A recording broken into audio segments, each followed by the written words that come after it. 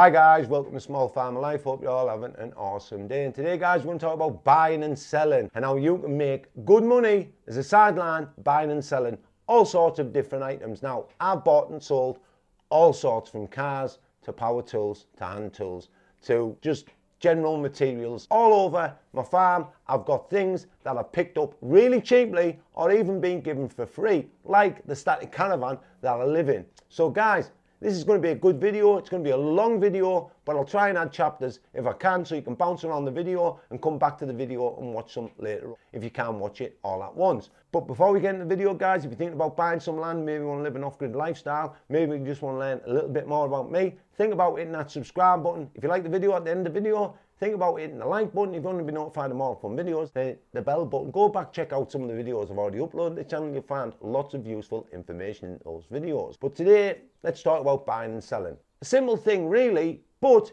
people don't really understand how the game's played. Now, first things first guys, let's talk about negotiation. Now, negotiating with people to buy an item is going to determine how much profit you make from that item. So learning how negotiation works and how to negotiate a good deal is going to depend on how much money you earn from that item. So let's learn about negotiation and what is negotiation. But before we get into really negotiating, let's talk about time and money first, because time is money.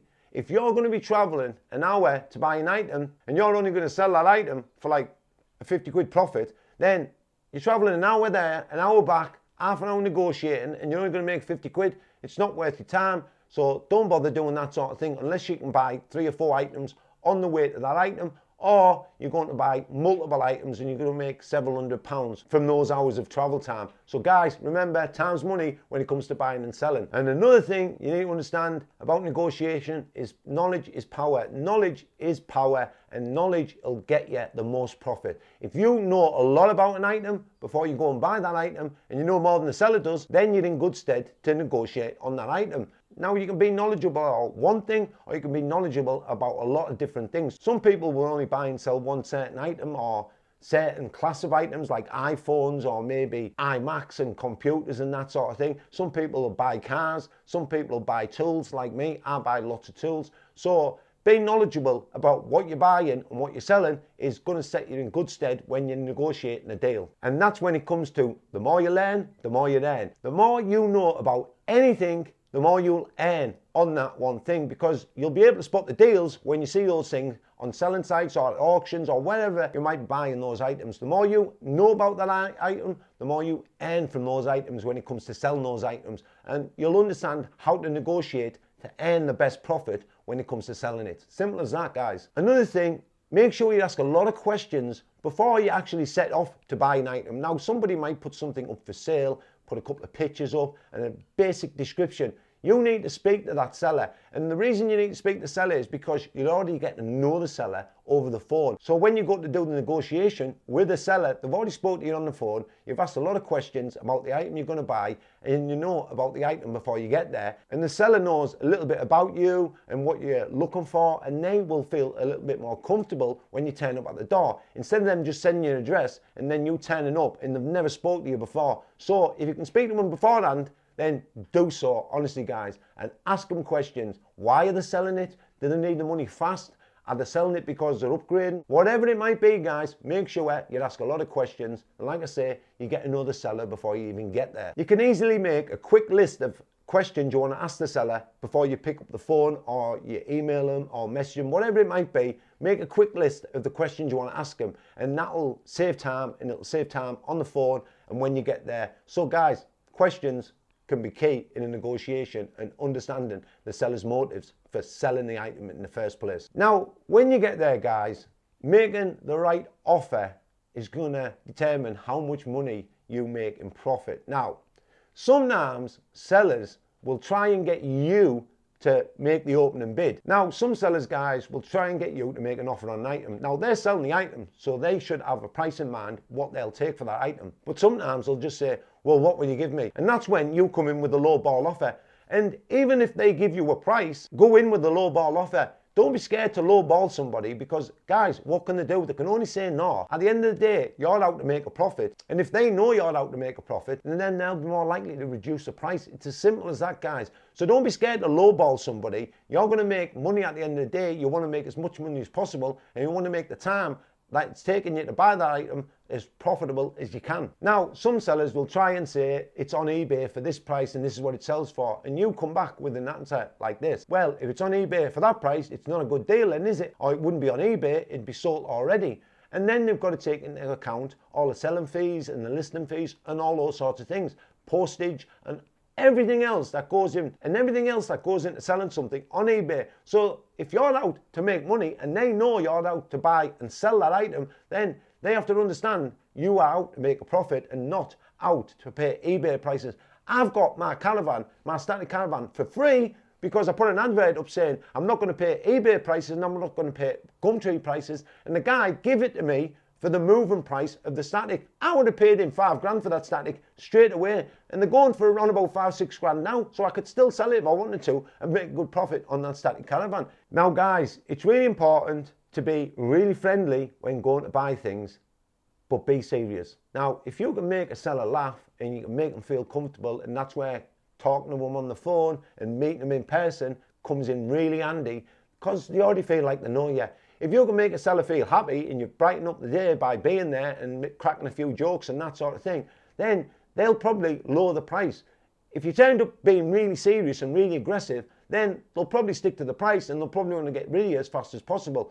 But if you turn up and be happy and jolly and crack the odd joke here and there, and guys, I guarantee that'll work in your favour when it comes to negotiating on the price. So be happy, jolly, but be serious also. Don't turn up and be a clown or anything like that. Now guys, when it comes to buying things, cash is always king. Honestly guys, no bank transfer, no PayPal, nothing like that. If you're there and they want to get rid of that item and you've got cash in your pocket and they can see that cash, trust me, that's a massive incentive for them to sell it to you right there and then, and you can get it for half the asking price right there and then, even if they've got other people coming to look at that item. Honestly guys, cash is always king when it comes to negotiating. If you're thinking about bank transferring it and you haven't got the money on you, go and get the money out of the bank and take the cash with you. It will stand you in good stead in negotiating, honestly. And that brings me to the power of walking away.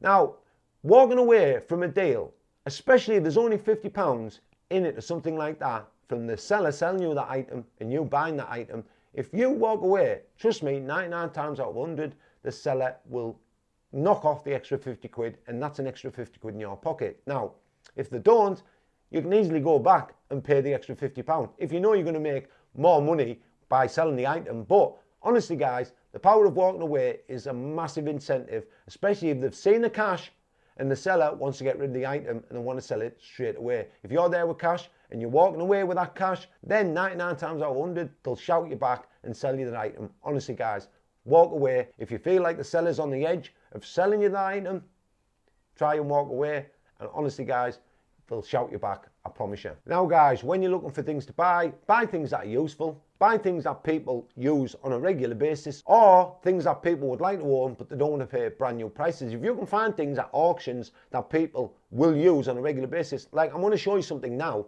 that I picked up for 50 quid at an auction. It's a saw. Now, most people would never think about buying a handsaw, and they would look at a handsaw and think that handsaw, it's not worth anything. And they'll look at that saw and think, it's only a handsaw. But I know that saw sells for £500 boxed, and I could sell that saw right now for 250 quid to a carpenter or a joiner, and it will last them a lifetime. And you'll understand when you buy and sell things regular what quality is, and know that you can sell that item. It might take a little while for the right buyer to come along, but for 50 quid to make 250 quid is a hell of a deal. And honestly guys, the more you buy and sell, the more you'll learn what things sell and what won't sell. Honestly guys, you'll buy things that'll take time to sell, but you'll make good money on, and you'll buy things that sell really quickly, but you won't make as much money on. And that's a key to understanding what to buy and what to sell in the first place, guys. Buy useful things, buy power tools like me. Honestly guys, power tools sell really quickly because They always break, or people are starting out on new careers, like new joiners, new bricklayers, whatever it might be, and they always need tools to start out in that career. And a second-hand tool is just as good as a new tool. It does the same job, and if they can get it for half price, they'll pay that sort of money. They don't want to pay £500 for a new drill. They'll pay £250 for a used drill, and if you can buy a used drill for 50 quid at an auction, then buy it. Honestly guys, auctions are a great place for bargains as well. Like I was just talking about there, understanding and learning the value of certain items. Now, lots of items sell really quickly, and if you stick to one item, it might be iPhones, it might be iMacs, it might be other computers. Don't buy TVs and that sort of thing because they go out of date really quickly. Electronics, it can be a bit dodgy. Honestly, some of the things I've bought, I know for a fact people wouldn't think about buying, and I bought them and made massive amounts of profit on those items. Like, I bought a double garage for £1,000. It was up for £500, but I paid £1,000 for it because the son was selling it, the father bought it, the father passed away, he never ever put the garage up. And that garage was brand spanking new, never been erected, and if you want to buy that brand new, it would cost you £9,000. So, me paying £1,000, I could never build it for £1,000, and I could have sold it straight away for £4,000 or £5,000. But it was worth more to me to keep it, and I've got it up on my land now. And so much of my stuff on my land I've got really cheaply or free. So I've been out making deals on other things, seeing other things that I can use on my farm, and bought those things really cheaply, or got them shot in with the deal I was going to in the first place to buy. So honestly guys, you'll be surprised guys what sells and what sells really quickly. Guys, this is a massive one. Honestly, inspect things really, really good. Like, when I say good, I mean inspect them, plug them in, see if they work. I've bought things at auctions which I could have tested, but I didn't because I thought it was a good deal, and people have literally been telling me, but I haven't heard them, that that doesn't work, but I've never tested it myself. Honestly guys, look at the screw marks, or screw holes should I say, and if there's any marks around the screw holes, why is the marks around the screw holes? Has the item been took apart? Does the item come with accessories, and does it need accessories to actually function properly? If those accessories aren't with the item, then you won't be able to sell it for the right amount of money or make as much profit on the item, if you get what I'm saying. And talking about accessories, boxed items will always sell faster than unboxed items, and boxed items with all the accessories will always sell faster than something that doesn't have the accessories and doesn't have the box with it. It's just as simple as that. Now guys, some items you can buy and make good profit on without a box, and you can actually buy the box separate. Like, you can buy iPhone boxes on eBay for a couple of quid, and you can add 50 quid or 100 quid to an iPhone by putting it in a box, especially if somebody's buying that item for a gift for somebody else. They'll always pay more for something that's boxed than unboxed. Like I say, especially if they're giving it as a gift to somebody else, a boxed item will always sell better and for more profit. So guys, if you can find a box for something, find a box for it, put it in the box and sell that item for more profit. Now guys, let's talk about selling items, because when I see people selling items, the amount of times I see people selling things and they don't even bother to clean it, or they don't even bother to valet the car and give it a quick wash over, is absolutely amazing. They'll put a little crappy description where you could take 10 photographs, clean background, you can clean the item, you can clean them really well, especially plastic items. Plastic items, you can do simple little tricks to make them look absolutely mint in photographs. And there's a reason why McDonald's make their burgers look mint in the adverts, and why Kellogg's use wood glue for their milk. They know and understand people buy with the eyes. And if you can take an item, give it a good clean up, and take good images, and go to the item's website where they sell them brand new, and take the description and put that in with your description of selling that item, honestly guys, you will be surprised how much profit you will add to that item and how much more money you'll get from that item. And putting a good description also saves you time answering loads of questions to potential buyers of that item. So guys, always take really good images and always put a really good description. Go to the original website where the item's for sale for, and take that description and put it in your description of your advert. And guys, that's the best way to sell items, honestly. Now, like I say, that's the best way to sell items, guys. But you also need to make sure that the images you're taking are going to be the best possible images you can take. Make sure the background's clear. It hasn't got no other things in the background that's going to take the eye away from your item that you're selling. Make sure you put all the accessories that come with the item in the images, or take a separate image of those accessories and the box if possible. So if you were selling, let's say, a drone or something like that, you put the drone box and then you'll put the drone in front of the box and the accessories at the side of the drone, and make sure the background's clear. Like I say, honestly guys, you will be surprised how often people sell things with crappy photographs, and you can literally look on selling sites and buy things with crappy photographs and a crappy description and make quick profits on those items easily. It just depends how much profit you want to make. And then understanding what sells fast and what doesn't. Now, if you've got the space to store things, then you can store something and wait for a buyer. It depends on how quick you want to get the money back. If you want the money back straight away so you can buy and sell something else, then there's no point in buying something that's going to take a while to find a buyer. Some things sell a lot quicker than others, and some things don't. Like that saw that I showed you earlier on in the video, that takes time to find a buyer. But if I put it up at a really cheap price, like 150 quid, it would sell straight away. But I wouldn't want to sell it for that because I know I can get 250 quid for it. So I'd put it up for 350 quid and take an offer of 250. There's lots of other things that take time to sell, and there's lots of things that sell really quickly. Tools, power tools sell really quickly. Now, when you're selling something really quickly, like I'll give you an instance of when I bought something and it sold really quickly, and taking £100 less is a really quick way of selling something fast. Now, I bought a Boss scaffold tower. The guy wanted 500 quid for the scaffold tower. I knew it must have been worth £1,200 or something like that. And I said to my friend, you could easily make 500 quid on that tower. He didn't want to. He wanted to keep the cash in his pocket. So I offered 400 quid for the tower and I ended up getting it for £450. I put it on eBay. They were selling on eBay for £1,100 and I put it on eBay for £1,000. I got £950 for that scaffold tower within the first week and a half. So that was 500 quid profit off a scaffold tower that I picked up less than a mile away from where I live. Now, I've got a trailer and it was simple to put it on the back of the trailer and bring it home. And it was well worth £500 for the half hour it took me to get there and back with that scaffold tower and advertise it on eBay. And I've done that many times when I'm buying from auctions. I've bought loads of things that are really cheap at auctions and sell really well on eBay. But you can do it vice versa as well. You can buy off Facebook Marketplace and sell it on auction sites and that sort of thing really easily and really quickly if you understand what sells fast and what doesn't sell fast and what takes time and what type of buyer is likely to pay good money for that item. Like I buy Hillmore pipe benders. Now these are big heavy things, and honestly guys, I pay around about £20 for them, £30 at auctions, and I sell them on eBay all the time for 250 to 300 quid.